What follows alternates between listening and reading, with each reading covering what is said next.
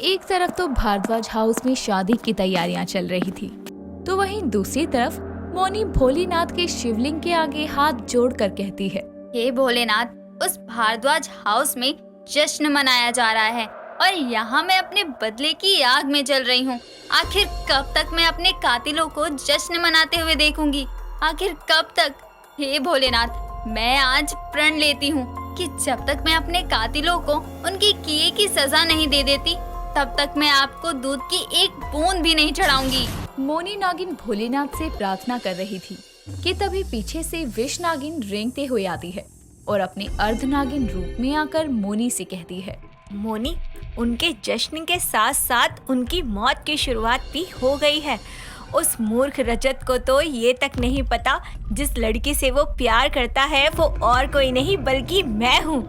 हाँ, और उन्हें तो ये भी नहीं पता कि वो जिस मामूली लड़की से शादी करने वाला है वो कोई और नहीं बल्कि मैं हूँ। हाँ मोनी, अब बस तुम जल्दी से उस घर की बहू बनकर चली जाओ।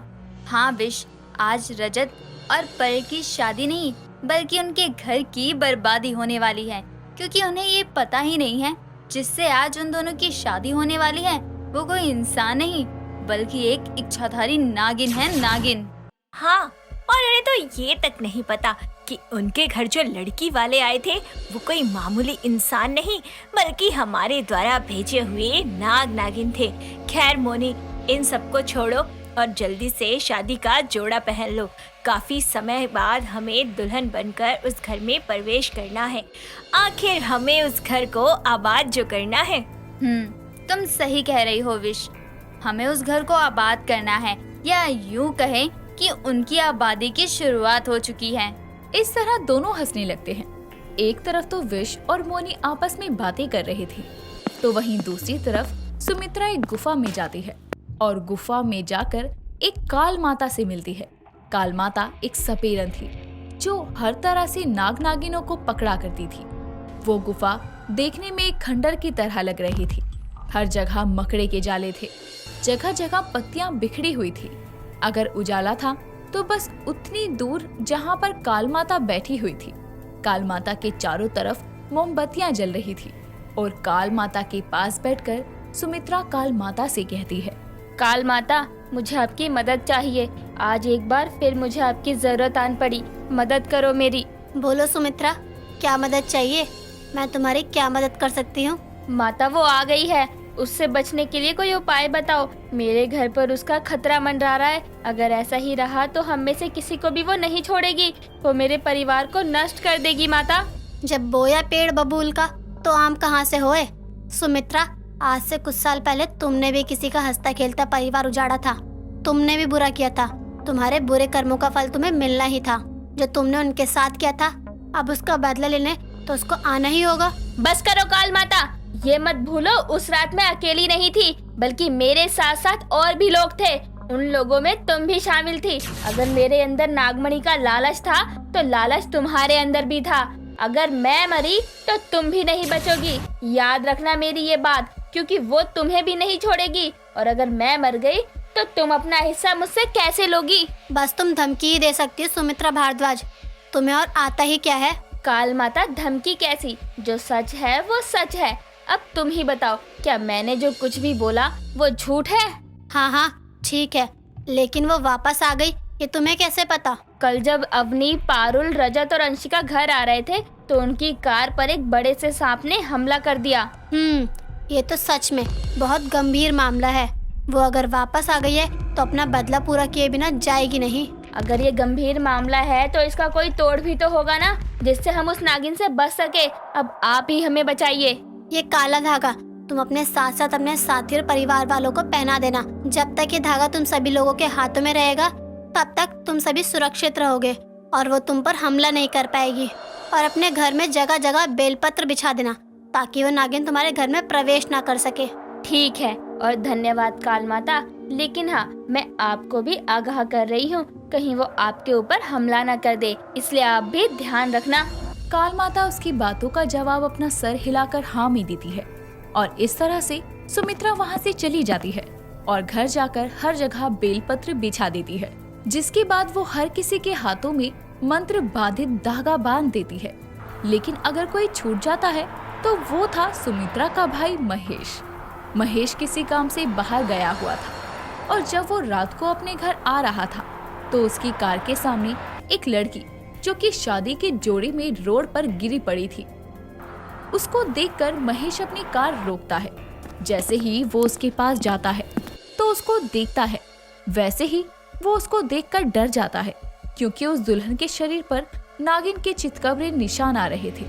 उसको देखकर महेश इतना डर जाता है कि वो भागते हुए नीचे गिर जाता है। उसको नीचे गिरा हुआ देखकर दुल्हन के भेष में नागिन जोर जोर से हंसने लगती है और दुल्हन से वो अपने नागिन अवतार में आती है।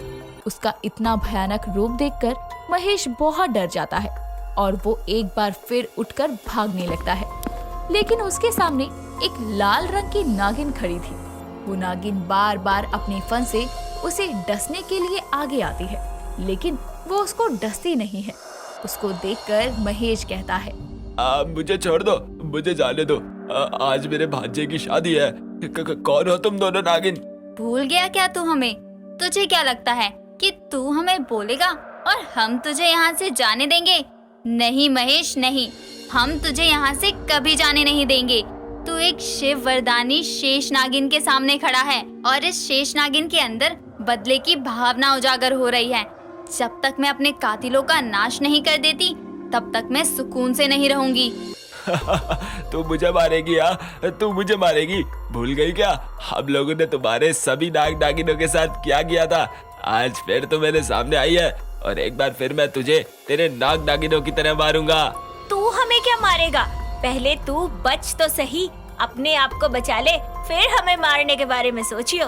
उसकी बात सुनकर महेश अब अपनी पॉकेट से रिवॉल्वर निकालता है और जैसे ही मौनी के ऊपर गोली चलाने वाला होता है वैसे ही विश अपनी पूंछ से उसके हाथ पर मार देती है और इस वजह से उसकी रिवॉल्वर नीचे गिर जाती है। उसके रिवॉल्वर नीचे गिरते ही मौनी उसको अपनी पूंछ में जकड़ लेती है और डस लेती है।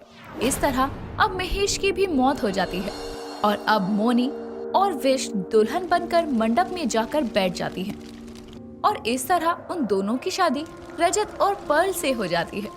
थोड़ी देर बाद जब मौनी और विश अपने ससुराल आती हैं, तो वो हर जगह बेलपत्र को देखकर चौंक जाती है और ये सब देखकर विश मौनी से कहती है, मोनी, ये लोग बहुत तेज और चालाक हैं।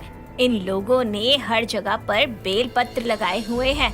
अब हम अंदर कैसे जाएंगे? हम अंदर नहीं जा सकते। अगर हम अंदर गए तो इस बेल पत्र से हमारी शक्तियाँ कुछ समय के लिए चली जाएंगी और हमें हमारे इंतकाम से हाथ धोना पड़ेगा।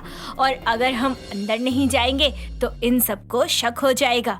मैं भी यही सोच रही हूँ कि हम अंदर कैसे जाएंगे, लेकिन चाहे जो हो जाए मैं अपना इंतकाम पूरा करके ही दम लूंगी। हे भोलेनाथ, नागिनों की नागिन शेष नागिन आपसे मदद की गुहार लगा रही है। भोलेनाथ, हमें कोई रास्ता दिखाओ। मोनी, कोई रास्ता मिला क्या? हाँ ना, हम अंदर ही जा रहे हैं विश। लेकिन मोनी, हम अंदर कैसे जाएंगे? हम अंदर नहीं जा सकते। हम अंदर जाएंगे विश, हम अंदर जरूर जाएंगे और हमें इस घर के अंदर स्वयं भोलेनाथ भेजेंगे। परंतु कैसे मोनी? वो सब तुम मुझ पर छोड़ दो। इस तरह अब मौनी आंखें बंद करती है और एक फूंक मारती है।